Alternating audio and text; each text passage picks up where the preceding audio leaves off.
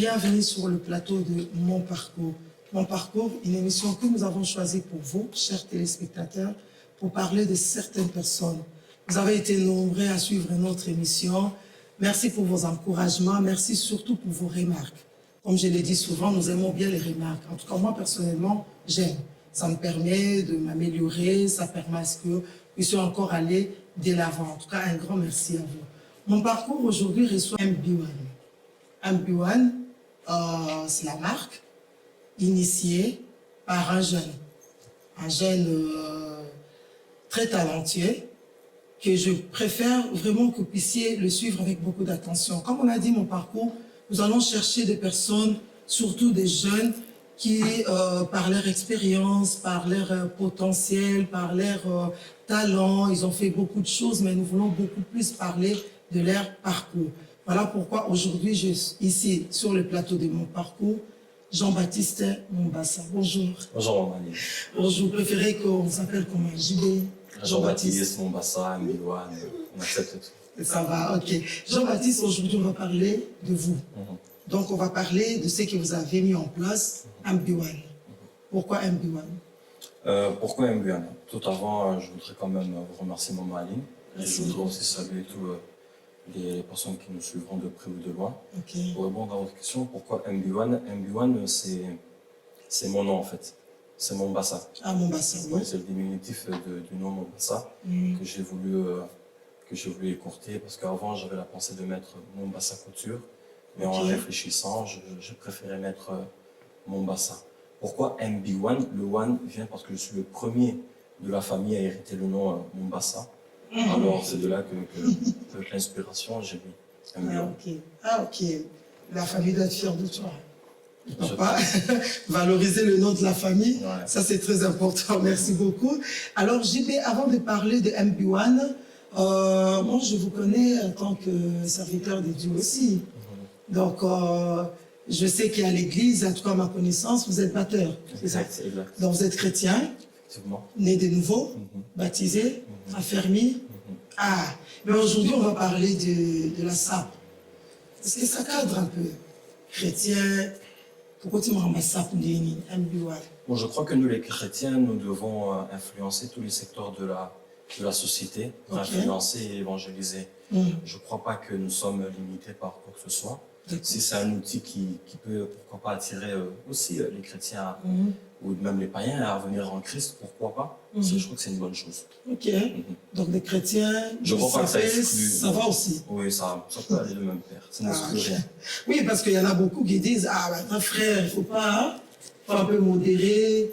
La SAP, c'est comme si c'est beaucoup plus, pas vraiment pour l'église, pas pour les pasteurs, pas pour les évangélistes. Et là, il faut aller dans un autre Je me dis que si les païens peuvent émerger dans ça, pourquoi pas nous aussi les chrétiens? Moi, je le fais surtout pour gagner des âmes. Quand un païen il pourra me voir, il va peut-être se dire que le garçon, il est peut-être bien habillé, il est propre, il sert Dieu, il craint Dieu. Ça va peut-être l'attirer, ça va peut-être le faire tilt. Je crois que ça n'exclut rien que le fait qu'on est enfant de Dieu et qu'on ne peut pas faire ça. Non, je ne suis pas de cette catégorie-là. Ah, ça va, merci beaucoup. Avant de parler vraiment de MB1, savoir un peu comment est-ce que ça a commencé, savoir un peu d'où vient la pensée, j'aimerais d'abord savoir comment est-ce que vous faites face à cette pandémie. En tant que jeune, par rapport, à part le fait d'être, comment est-ce que vous l'appelez, styliste, la MB1, vous faites autre chose à part être styliste? Oui, je travaille. Oui. Je vous avoue que cette pandémie ne nous a pas facilité les choses, parce que j'ai sorti la marque en plein Covid-19, ce qui a été quand même assez difficile pour moi parce que voilà, je veux vous avouer que les gens pensent plus à manger qu'à s'acheter des vêtements. Donc c'est vraiment difficile, mais étant chrétien, bon, je crois que nous avons quand même la foi. Je fais toutes choses par conviction et voilà, après la pluie, il y aura le beau temps et je garde toujours persévérance, fois qu'un jour, voilà, je pourrais vraiment me retrouver. Mais jusque-là, MB1 n'a même pas encore un an. Mais je peux quand même vous dire que ça va, ça avance très bien. Ouais. Donc pour vous, la pandémie, il y a aussi des points positifs. Oui, vous avez profité. Il y a des points positifs, tout comme négatifs, partout. Mais je vous avoue que ça ne nous a pas facilité les choses. Oui, mais MB1 est là. MB1 est là. MB1 est là, voilà. Alors, comme vous avez parlé vous avez eu la pensée pendant la pandémie. Combien de temps ça vous a pris, je ne sais pas si la pensée de faire cette marque-là, ou la pensée de mettre en place, c'est que vous avez mis à commencer pendant la pandémie, ou avant? Combien de temps ça vous a pris entre le temps? Racontez-nous un peu comment c'était la pensée de faire, on pouvait faire autre chose que le vêtement, les habits, je ne sais pas, c'est parce que vous aimez déjà être bien habillé ou il y a quelque chose qui vous a inspiré. Et combien de temps ça vous a pris entre le temps que vous avez eu l'idée et jusqu'à ce que vous l'avez concrétisé? D'accord. En fait, l'amour du textile est apparu dans ma vie lorsque je voyais mon père s'habiller. Et grand sapeur, il fut oui, il fut quand même un grand sapeur. Ah. Quand j'étais petit, jusqu'à aujourd'hui, je suis toujours un fan de mon père. Quand il s'habille, j'avais cet amour-là, je regardais, je me disais toujours que lorsque je serai grand, je serai comme lui. Okay. Alors j'aimais beaucoup refaire ce qu'il faisait, étant petit. J'aimais beaucoup le regarder, je crois que lui-même il ignore ça, j'aimais beaucoup le regarder, j'aimais beaucoup. Et depuis lors, c'est là que l'amour du textile m'est apparu. Okay. Et en grandissant, j'aimais beaucoup m'habiller, j'aimais beaucoup, non pas pour paraître, mais pour moi, parce que j'aime vraiment m'habiller. Et de là, je sais pas, je me suis dit, pourquoi pas un jour me mettre à vendre des costumes. L'amour que j'ai, je voudrais le partager aussi avec les autres. Alors, étant donné que je reste souvent avec mes amis, ils m'encourageaient souvent par rapport à ça. Oui, Jean-Baptiste, essaie de faire quelque chose, sors même ta ligne de vêtements, on voit que tu aimes t'habiller, tu sais comment est-ce que bien mélanger les couleurs et qu'on sort. Alors, la décision est venue à partir de 2017. Oui. De 2017 que je veux me lancer dans ça. Je vais vous raconter une histoire. J'ai contacté une amie à moi qui savait faire les logos et tout. J'ai dit, écoute, fais-moi un logo, quelque chose comme ça, la mienne, mon basse à couture et tout. Et puis elle a fait, et c'était beau. Et sur Facebook, j'ai lancé l'affiche et j'ai écrit bientôt ma ligne de vêtements. Et j'étais encore à l'école, j'avais pas de sous, j'avais rien du tout. Donc pour les gens, c'est comme si bientôt il va faire sortir quelque chose. Et ça a fait un succès fou. Okay. Mais dans mon cœur, je savais bien que ça ne va pas sortir, quoi. Ça ne va pas sortir et tout. J'ai commencé à pas me gratter la tête. Alors, Dieu merci, il y avait des personnes qui étaient tout autour de moi qui me disaient, écoute Jean-Baptiste, si tu fais sortir le projet, nous on sera là comme des actionnaires pour t'aider. Okay. Et c'est de là que MB1 a commencé. Il y avait 2-3 personnes qui me disaient de eux-mêmes, sans forcer, Jean-Baptiste, on va t'aider, on va financer, etc. Je me sentais un peu gêné parce que je me disais que je ne suis pas là pour qu'ils m'aident de l'argent, c'est pas dans mon éducation. Alors je me suis dit, ok, il n'y a pas de souci, on va rassembler toutes ces personnes. Et c'est de là que nous avons eu à faire une réunion avec toutes ces personnes qui voulaient me soutenir. Et c'est à partir de là que le stock de MB1 commençait à surgir grâce aux actionnaires qui, d'ailleurs, je les remercie de tout cœur. Ils préfèrent rester anonymes, je ne vais pas les citer, mais ils se reconnaîtront. Et c'est de là que l'aventure a commencé. Sinon, MB1 est sorti ici au mois d'octobre. Okay. Donc, 2020. 2020, c'est vraiment un bébé. Ça devait sortir avant, mais le Covid nous a vraiment empêché de faire la sortie. Alors je me suis dit non, en 2020 ça doit sortir parce que ça devait sortir au mois de mai. Alors on a prolongé jusqu'au mois d'octobre. Ok. Quelles sont d'autres difficultés que vous avez eues à part la pandémie? Je vous avoue que quand j'ai sorti maintenant la collection, il n'y avait personne qui a acheté directement comme ça. Okay. Je me suis dit, avec le nombre d'éloges que les gens me faisaient, que ouais, franchement, si tu sors ça et tout, on va acheter. Il n'y avait vraiment personne. Il n'y avait personne, je voulais abandonner. C'était vraiment pas facile du tout. Ouais.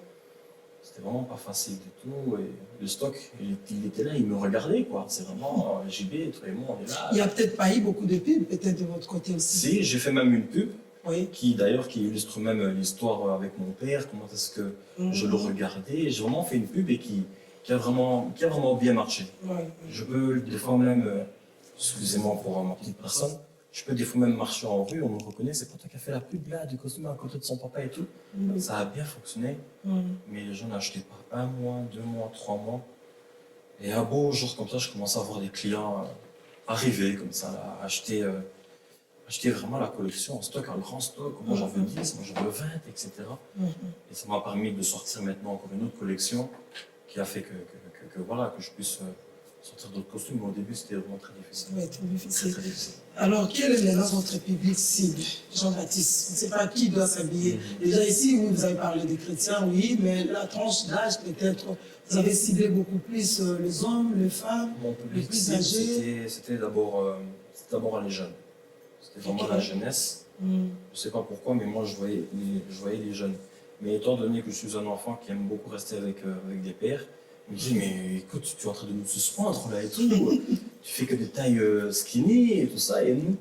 Et de là, je me suis dit, ben, je vais élargir l'espace de ma tente. Pourquoi pas aussi mettre les adultes. Mais j'avais aussi une pensée pour les femmes. J'avais aussi une pensée pour les femmes, parce que j'aime aussi voir les femmes bien habillées, qu'on sort. J'aurais dû prendre quand même un Buan, si on est là. Franchement, j'ai aussi une idée pour les femmes. Oui. Mais pour les femmes, je vous avoue, le prix que le fournisseur me fait, est-ce que je vais peut-être vendre ça va peut-être pas coller. Alors j'essaie de trouver une solution pour trouver un bon prix. Ah, ça coûte plus cher pour les femmes que les hommes? Malheureusement, oui.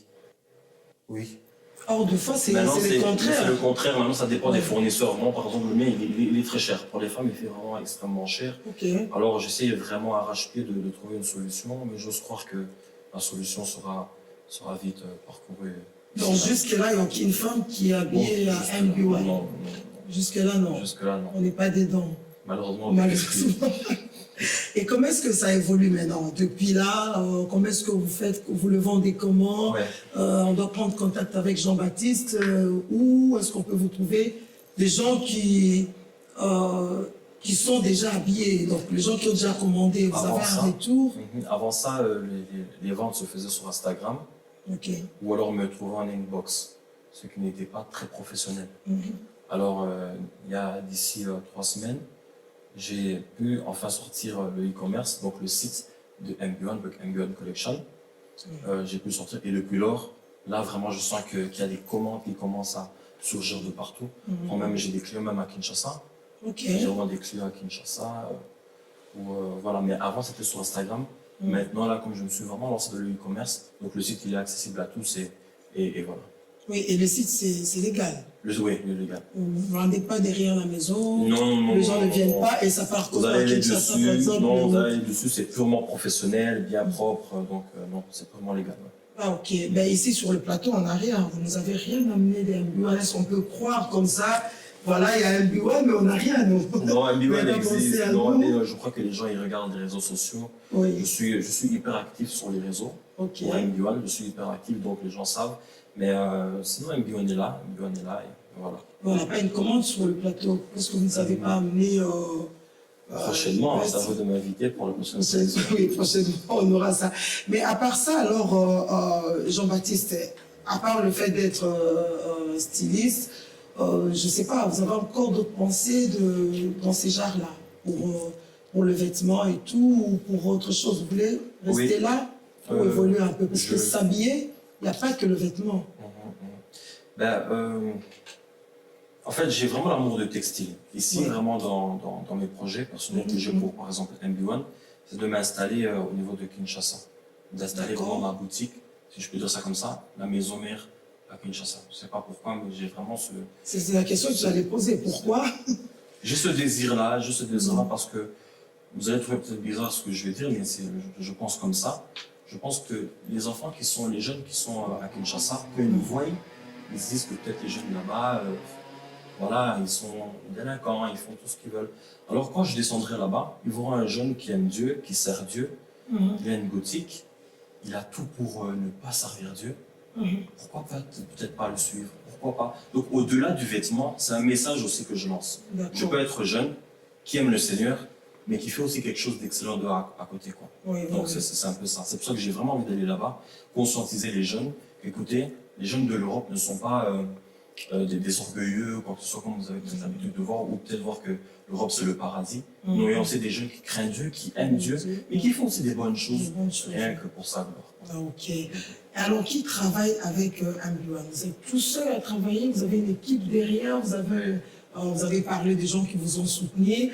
Vous travaillez comment? Donnez-nous un petit secret. Si ce n'est pas un secret, je ne sais pas. Donnez-nous un peu la pensée, l'idée. Vous faites où le vêtement? Ça vient d'où? Qui est avec vous? Comment est-ce que vous travaillez? bon, je ne travaille pas tout seul, je crois qu'il y a personne qui se suffit à lui-même. Oui. Je travaille avec plusieurs personnes, mais je préfère les laisser un peu comme ça, m'inconnu comme ça, vu que nous sommes au tout début. J'ai pas envie de donner peut-être des noms comme ça. Je travaille avec des merveilleuses personnes qui me soutiennent financièrement, moralement. Et voilà, je les remercie vraiment de tout cœur. Vraiment, on a travaillé des mois à arrache-pied pour que MBOne sorte. Je le dis bien, j'ai pas fait ça ici tout seul. Il y avait vraiment des personnes qui étaient tout autour de moi. J'ai un comptable, j'ai une secrétaire, donc il y a vraiment une équipe, derrière moi qui me soutiennent vraiment. Mais le jour viendra où je vais les dévoiler au grand jour. Voilà, nous avançons tout doucement à la fin de notre émission. Nous aurons encore une occasion de vous recevoir sur ce plateau. Malheureusement, comme j'ai dit, vous n'avez pas amené la marque ici sur place. Il y a tellement de clients qui ont pris, et franchement, il y a tellement de clients qui ont pris de stock. Et vous n'avez plus de stock, ça J'ai va. plus de stock. Ok, ça va. Bon, c'est une bonne nouvelle pour moi. Aussi, mais pour nous, malheureusement. Mais je vais demander à la régie, donc on viendra chez vous pour prendre quelques images, prouver ce que nous sommes en train de dire ici sur le plateau. Ce que j'aimerais savoir avant de finir, avant de savoir comment on peut vous retrouver les contacts, mais qu'est-ce que Papa Mombassa dit? Parce que vous avez cité quand même son nom, il est votre exemple, vous avez le nom, vous avez mis en avant Mombassa. Qu'est-ce qu'il dit de vous? Qu'est-ce qu'il dit de moi? Bon, je dois vous avouer que mon père, c'est une personne qui est d'une école, qui ne dira jamais qu'il est fier de son enfant comme ça audiblement. Ah, ok. Mais je peux voir dans son silence que quand il me regarde, il doit se dire que je suis quand même fier de lui. Okay. Ouais, il est quand même fier quand il y a des personnes qui parlent de moi auprès de lui, que ton fils et tout, etc. Maintenant, le problème, c'est que mon père ne me le dit pas, mais ce sont ses amis qui viennent me dire que quand ton père, il est très fier de toi, et c'est vraiment ma quête d'être un exemple à la maison pour mes frères et sœurs qui sont derrière moi, parce que je suis le grand frère plus de 6 fois. Donc j'ai vraiment une tribu qui est derrière moi, et je me poumoine vraiment pour être un exemple pour eux, pour qu'ils aient un exemple, pourquoi pas extraordinaire. Et lui, il a déjà sa commande. Oh lui, lui, il a sa commande. Il le met. Oui, il le met, bon, avec le confinement, il va le mettre où? Bah, mais il a son costume qui est là à la maison. Ah, ok, ça va. Jean-Baptiste, où est-ce qu'on peut vous trouver? Les contacts, la commande, ça se passe combien? Oui, vous avez dit que vous êtes sur Instagram seulement, Facebook, YouTube, il n'y a pas? Je suis sur Instagram, donc c'est Mombassa Premier. Sur Facebook, c'est Jean-Baptiste Mombassa. Okay. Et pour le e-commerce, il suffira juste de taper mboncollection.com et directement vous aurez donc le site qui sortira directement, sans souci. Et on passe la commande. Et vous passez la commande, normalement, vous les aurez dans les 5 ou 7 jours ouvrables, sans problème. Et voilà. Par exemple, les personnes qui sont là, comme Kinshasa, on s'arrange pour trouver une solution, mais ici, on s'arrange pour les envoyer via agence, par bateau. Donc voilà, donc vous tapez mboncollection.com, cela sortira directement. Ah, ok, ça va. En tout cas, un grand merci à vous. Merci à vous d'avoir accepté cette invitation. On va parler des MB1, c'est vraiment une fierté, comme vous avez dit au début, être enfant de Dieu, être serviteur. C'est vrai pourquoi est-ce que j'ai posé cette question, parce que des fois, on s'est dit, bon, maintenant, ça a un peu changé. Mais quand vraiment, si je peux dire, quand vous êtes à l'église de réveil, quand ces mouvements ont commencé, on avait l'impression que des frères en Christ, des sœurs en Christ, c'est vraiment mettre n'importe quoi, si je peux dire. Si on est très bien habillé, ben, on a l'impression de dire, ah, mon frère P, la sœur P, donc c'est un peu ça. J'avais même l'impression par rapport à ça, même à l'église, j'avais même l'impression, parce que c'est quelque chose qu'on n'a jamais entendu. Oui. J'aime pas dire que je suis le premier jeune qui ait fait ça, mais c'est innovant. Oui. Alors, devant mes pères, je me suis dit, est-ce que je vais pas peut-être sortir aventurier par rapport à ça? Est-ce que je vais pas sortir... Est-ce que je vais pas sortir Et qu'est-ce qu'ils ont dit, les papas? Est-ce que le pasteur, les diacres, les évêques, les diaconesses, est-ce qu'ils sont derrière? Ils s'habillent aussi, ils achètent aussi? Mon père, oui, mon père, vraiment, il me soutient vraiment à fond. Là, vous parlez de père spirituel? Mon père spirituel, parce qu'il y a le pasteur Pajot qui me soutient énormément. Mais il y en a un qu'en tout cas, je voudrais vraiment citer, je ne peux pas m'en empêcher. C'est le pasteur. Non, il est d'accord, c'est le pasteur Willy. Ok, Willy Malela. Oh, ouais. Le pasteur Willy, c'est vraiment lui qui... Donc le pasteur Willy Malela s'habille à MB1. Oui. C'est vraiment, même le pasteur Pajot, hein, il a déjà sa tenue et tout. Okay. Mais le pasteur Willy, vraiment, il me soutient énormément. Okay. Vraiment, lui, c'est vraiment coup de cœur. D'ailleurs, je regarde vraiment la caméra en disant, papa, vraiment, love you. Merci beaucoup pour le soutien qu'il est. Vraiment, il me soutient. Avant, j'avais vraiment peur de ce que les gens vont dire à l'église, tout ça. On est là. Vous voyez, plus servir Dieu, on ne connaît pas ces choses de textile. Et voilà, je crois qu'il faut prendre des risques aussi. Ok. Et pourquoi pas faire ça pour bâtir aussi l'église de demain, pour financer, etc. Donc, voilà. Ah, ok. En tout cas, un grand merci. Moi, je remercie déjà l'équipe technique là derrière. Je signale, Jean-Baptiste, que cette émission va passer sur Ben News TV, La Diversité 21 et d'autres chaînes partenaires. Donc, on va vous suivre parce que nous avons choisi ces moments qu'on a appelés Mon Parcours pour justement parler du parcours de jeunes. Je crois qu'ici, on a beaucoup à dire, mais faute de temps, parce qu'on doit aussi mettre quelques images pour nous prouver, comme je viens de dire, qu'on n'a pas tout ce qu'il faut ici sur le plateau, donc on en aura. Mais moi, je vais déjà passer ma commande. Donc, quand vous allez faire la première de femmes, ça ne peut pas être moi? Je voudrais dire parce qu'il y a beaucoup de femmes ça coûte cher. Il y a beaucoup de femmes qui sont en train de m'écrire, tout ça, genre l'artiste, ça sort quand, tout ça, tu fais que plaisir aux hommes. Et parce que je travaille. Oui, ça. Et ça coûte aussi un coût. Vraiment, c'est un budget, tout ça. Mais dans le vêtement des femmes, avant de finir, Jean-Baptiste, vous visez quoi? Parce que les hommes, je sais que c'est simple, pantalon. Tailleur. Pour les femmes, ici, je conçois premièrement le tailleur. Ok. Des tailleurs. Ah, les tailleurs. Et pour faire ça. Et consorts, par la suite mes tailleurs. Et pour faire ça pour les femmes, vous avez fait un petit sondage pour savoir si des robes ou des jupes ne seraient pas mieux, des tailleurs? J'ai fait un sondage, les femmes sont plus pour les tailleurs. Ok. Je ne sais pas pourquoi, à vous de leur demander, mais elles sont plus pour les tailleurs. Ah, je sais que c'est peut-être la mode du moment, mais elles sont plus tailleurs. J'avais fait un sondage il y a longtemps d'ici, là, et elles ont plus préféré des tailleurs que de robes, etc. Des tailleurs, on peut mettre ça partout, apparemment, et elles ont préféré des tailleurs. Ah, d'accord. En tout cas, merci beaucoup. Je ne sais pas s'il y a autre chose à ajouter, à part que tout ce qu'on a dit ici, peut-être que je n'ai pas posé des questions qu'il fallait. Vous avez encore autre chose à rajouter pour nos chers téléspectateurs de Ben News TV et de La Diversité 21. Je sais pas si... je tiens à vous remercier personnellement, Maman Ali. Merci pour l'invitation. Merci. C'est en tout cas pour moi une première de faire une interview. Je n'ai jamais fait ça. Ah, d'accord. Vous m'en avez donné l'occasion et rien que pour ça, je vous en remercie. Merci beaucoup. Un petit bonjour à quelqu'un, il n'y a pas? C'est permis, ici on permet. Je salue tous les saints et je salue tout le monde. Ok, ça c'est bien. En tout cas, un grand merci à vous, toute l'équipe vous remercie aussi. Merci. Comme je l'ai dit, un grand merci aussi à Maman Nicole qui nous reçoit. Elle est quelque part là, mais vraiment, on est dans un beau cadre. Prochainement, on va vous faire visiter. On parlera aussi de mon parcours, de là où on est.